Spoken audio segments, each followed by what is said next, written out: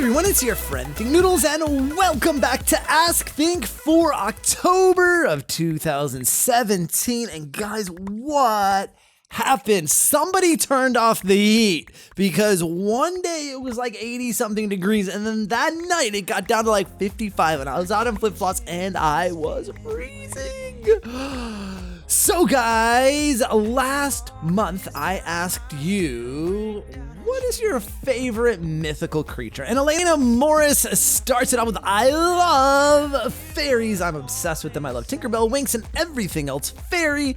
And it looks like your profile picture is an owl, so you like those too, but those aren't mythical, so whatever. Anyway, Mania Fanaean says, my favorite mythical creature is, I guess, a dragon, because if they're trained, you can ride them, and there is a whole movie tutorial on how to train your dragon, so you should watch that if you want to learn. Make them kill bad guys, and also they just sound cool. Steve Kim Taylor says, Smurfs all the way, and I am with you on that one, man.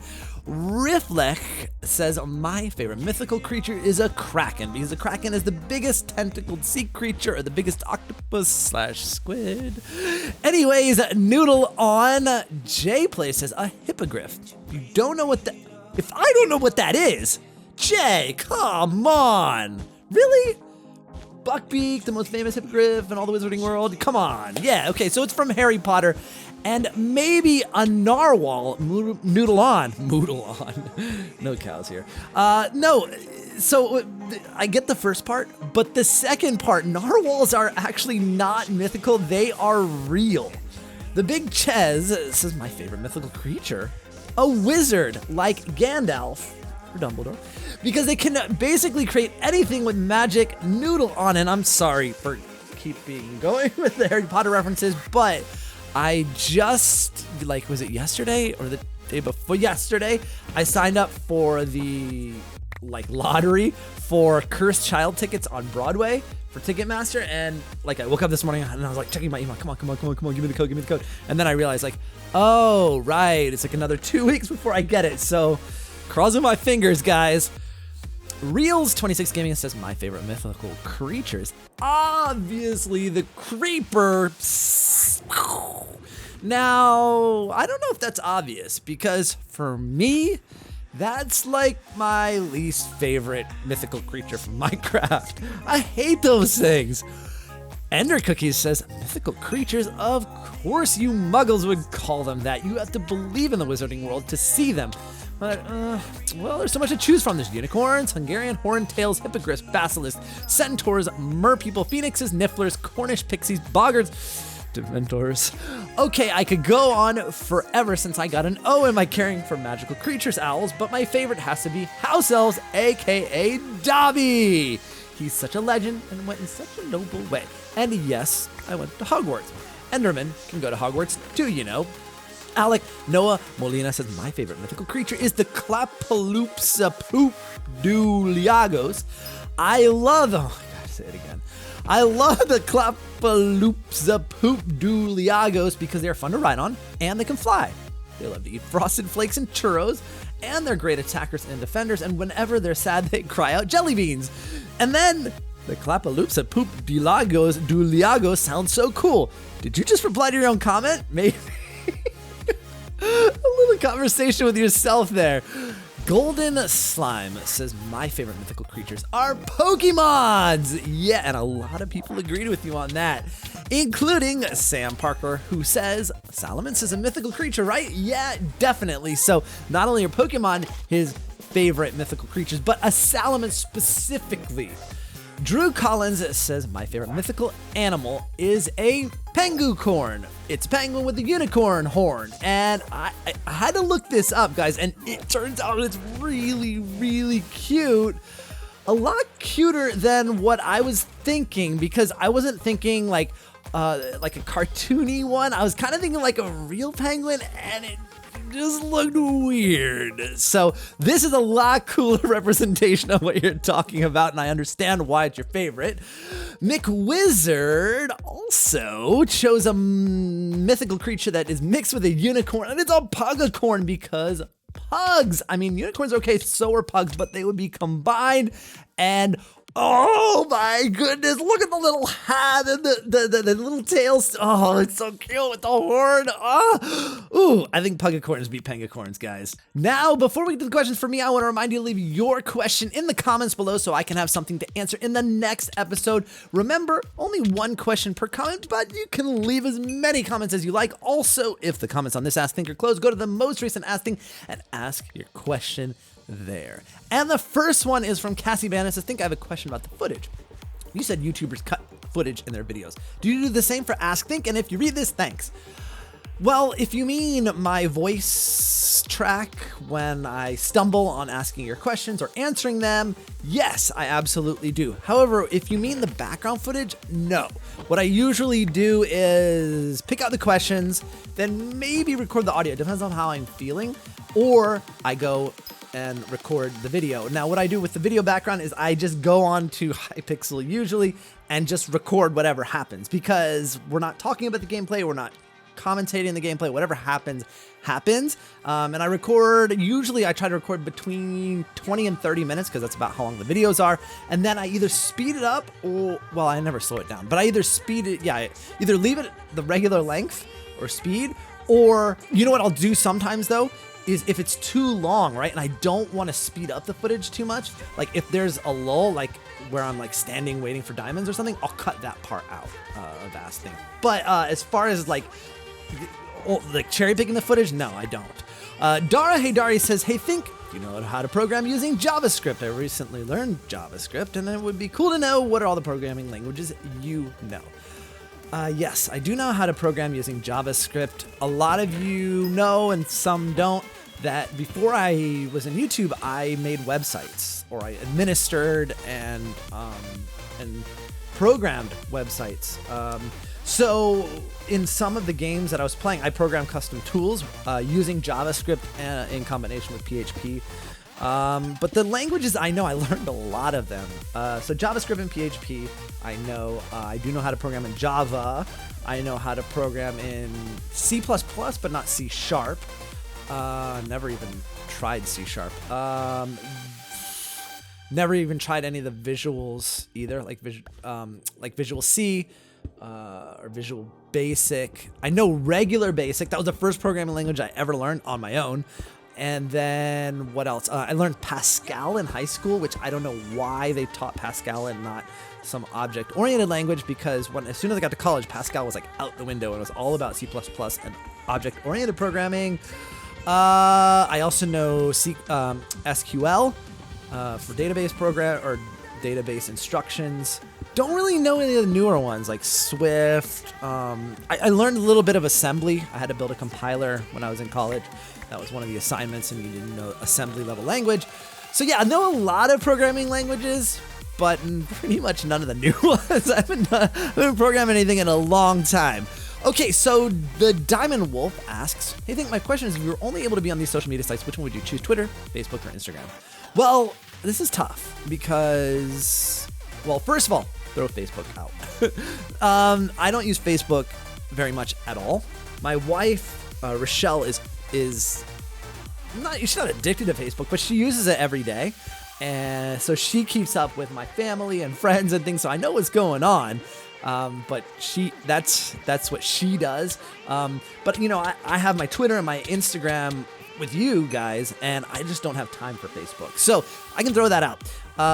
So between Twitter and Instagram, it's tough because I like Instagram for, I don't know, I feel like there's less bullying and meanness on Instagram, or maybe there's the same amount, but it's harder to find because you just don't see it in the comments. And I like seeing pictures. I like the visual part of Instagram where it's all about the pictures. But I like Twitter because it connects me directly to you guys. And I don't think that there's any other social media site out there that would allow me to have such close contact with my fans. So I had to choose. I would choose Twitter.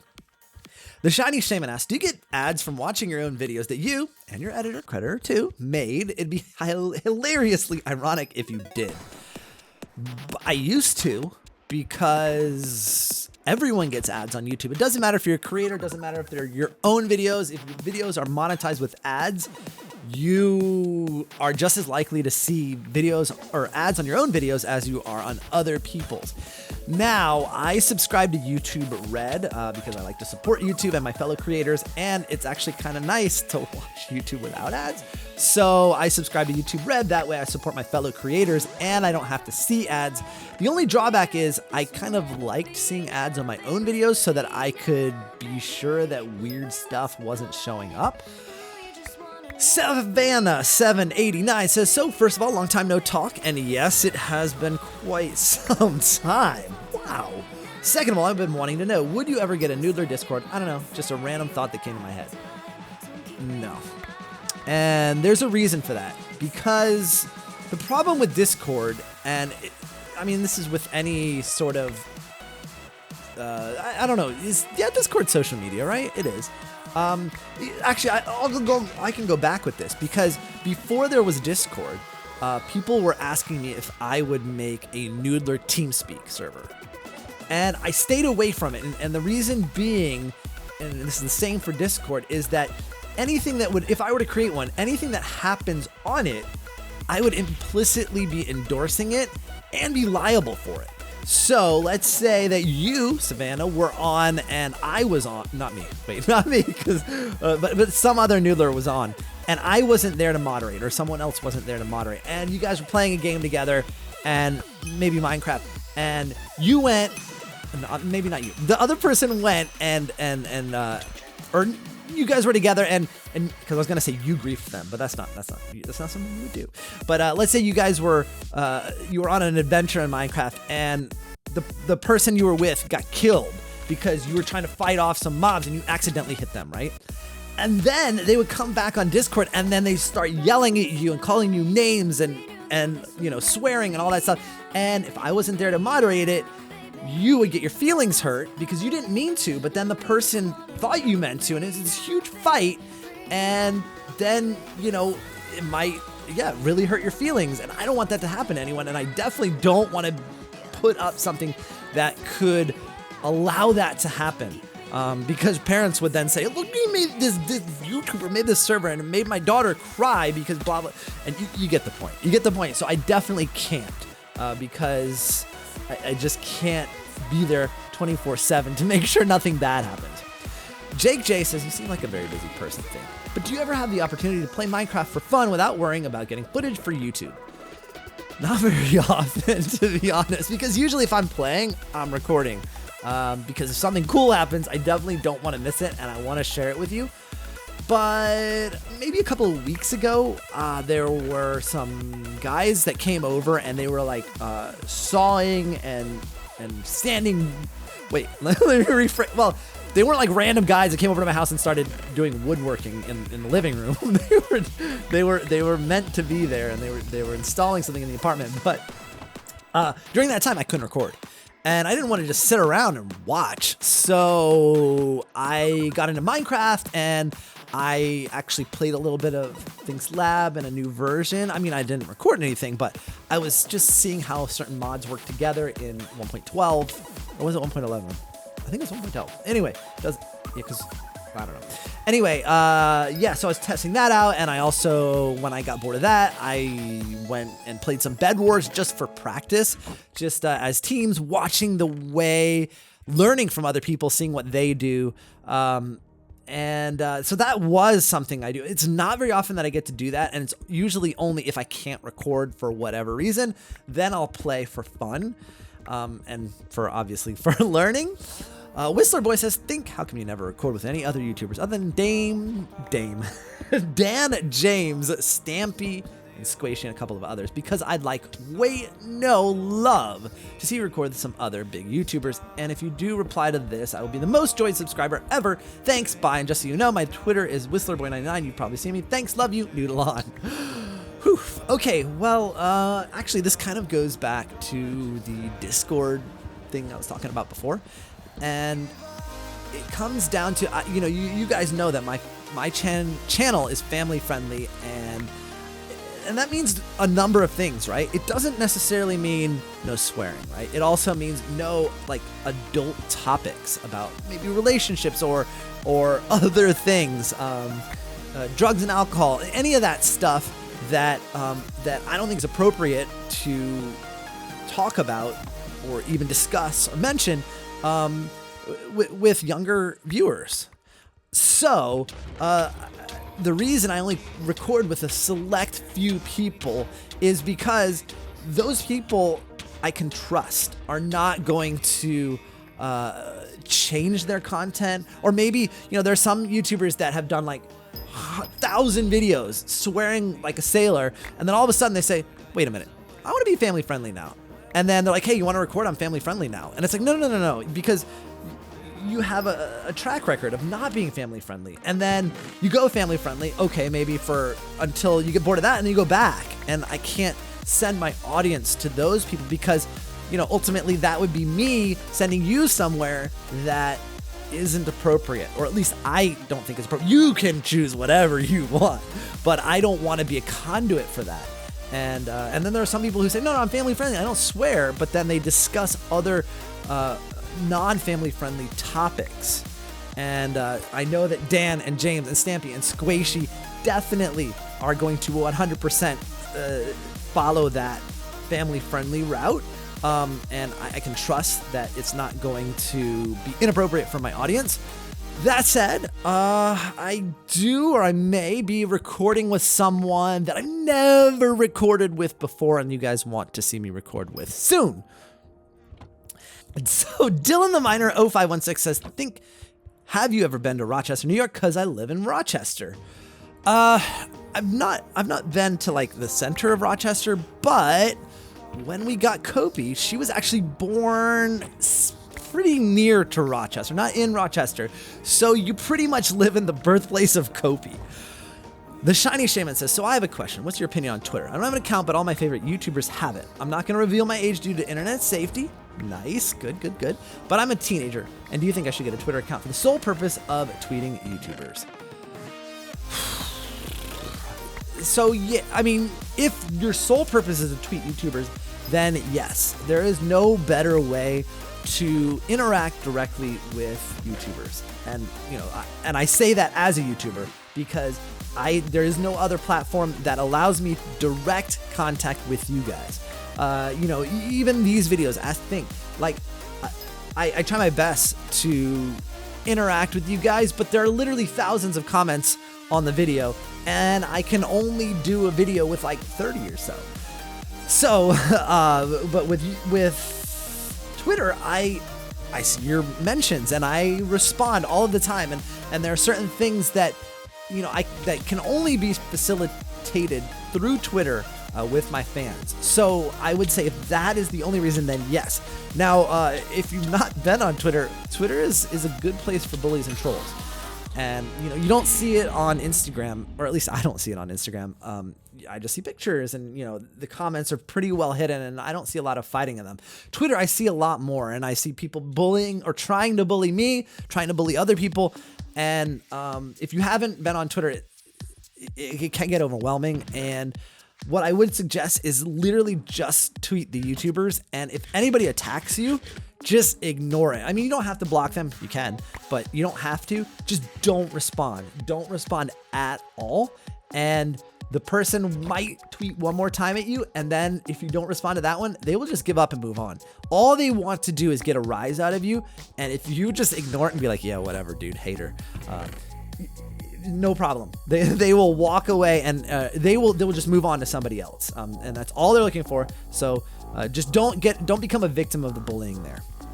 Sushi Ninja 10 says, hey, if you weren't a gaming YouTuber, what kind of YouTuber would you be? Would you be a DIY YouTuber, a story YouTuber, vlog YouTuber, a comedy skit YouTuber, a movie review YouTuber, or just upload videos of Kopi, or would you be something else? Although realistically, I think you would stick to making videos for your insider websites.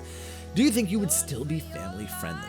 Right, so I probably would upload Kopi videos to like a personal account. And then, yeah, I would still be making videos for my insider websites. They'd probably just be gaming guides on things to do with like music and like text overlaid on what I was doing and not me in them. But yes, I would definitely still be family friendly. When I started my journey into self-employment on the internet with games, my insider websites were family friendly, and that was over 10 years ago now. So even though I've been on YouTube like almost, like 6 years now, the 4 years prior to that, I was totally family friendly, 100% committed to family friendliness, and I always will be. Jaden Tressler says, hey Vink, can you catch shiny Pokemon and Pokemon Brick Bronze with no Robux? I can't afford Robux. Yes, absolutely. Definitely. I know for a fact, even Rochelle caught her first shiny with no Robux. Well, no shiny booster. So you can. It's rare, but you can. And also, don't forget, you can go to the trade resort. A lot of people, like me, have shinies that we're willing to give away. Just be careful, don't get scammed. But you can definitely get a shiny. Spy J says, hey Think, a while back in a previous Ask Think, you said you had an issue with returning the Things Lab due to it not being the same as the old ones. Have you considered finding a solution for this? Because I'm positive the majority of your longtime subs want the series back. I suggest watching the series to get in the mood of your mind. And so one, like I said before, I played a little bit of Things Lab and played around with some mods. It really didn't get me in the mood of making it. But to your second point, over the weekend, I don't know how, but I stumbled onto a Things Lab video, and it was the Pi video, but not the Life of Pi one. It was the one in the classroom. And I made 200 and something episodes of Things Lab, and I definitely remember some, but I don't remember all of them, and that was one I didn't remember making. So I watched it for a bit. I didn't watch the whole thing, but I watched quite a bit of it. And I watched it since I'd forgotten I made it. I watched it from an outsider perspective. I didn't know what was going to happen. And so I got it from your perspective, from the viewer perspective. And that's something that's really, really hard for a YouTuber. When we make videos, we know what's coming up. We know what's happened. We pretty much just recorded it either that day or a few days before. So we know what's going to happen when we watch it back. And that changes your perspective completely. And so having watched it from a viewer perspective, it was almost like I was watching someone else's video, and I was watching it going, dude, who's this YouTuber? This is actually a really good video. I mean, that's how it felt. Like, wow, like this is amazing. And then I was like, man, I made this? This is really good stuff. So it definitely got me back in got my mind in that mood. It's just, I have to find the time to do it. Minimum Minecraft says, I have a very important question. What was the last time you had any communication with Jacksepticeye? I saw him in multiple Things Lab episodes, and didn't he help with the development of the lab? Please answer. Well, here's the thing though, I haven't talked to him in a while. He's really, really busy with his YouTube channel. He's got like 16 million subscribers now. I'm not going to take credit for it. I mean, I kind of did make him famous, but I'm kidding. I think you mean Jack Attaway. Completely different. It's not Jacksepticeye. But I did talk to Jack a few days ago. He was asking me questions about what New York City is like. Because in New Year's, he was considering coming for New Year's. I don't know when, but he said he was considering it. And I was like, yo, if you like madness and mayhem and the cold and lots of people around, then, come on down.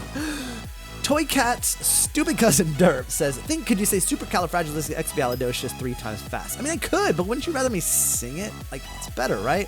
Supercalifragilisticexpialidocious, even though the sound of it is something quite atrocious. If you say it loud enough, you'll always sound precocious. Supercalifragilisticexpialidocious. Whew. Ender Cookies asks, Dear Thinknoodles, as one of the chief inspectors of the Dab Police, I have received many persistent reports of laws we put up for the justice of our future being broken, and a few of the other agents ordered me to get further details on the matter. So the question remains, do you love dabs? We've agreed not to take any of the noodles if the following answer violates any of the rules. However, excessively violating may result in having to be a Baldarian. I was watching the older Ask Things. I kind of like the way it feels to dab, and no, I'm totally not dabbing to see how it feels, guys, okay? I'm not dabbing on you. And anyway, there's no face cam to prove it, so just chill, Dab Police, just relax, I'm not dabbing. But anyway, sometimes I might dab when I'm doing my videos, but usually I can't see the screen if I dab, so, dabbing's okay. All right, guys, that is it for this episode of Ask Think. If you enjoyed it, Go ahead and pick up those chopsticks and poke that like button as hard as you can. Also, please don't punish me for the dab. I'll see you guys again soon. Thanks for watching. And of course, noodle on!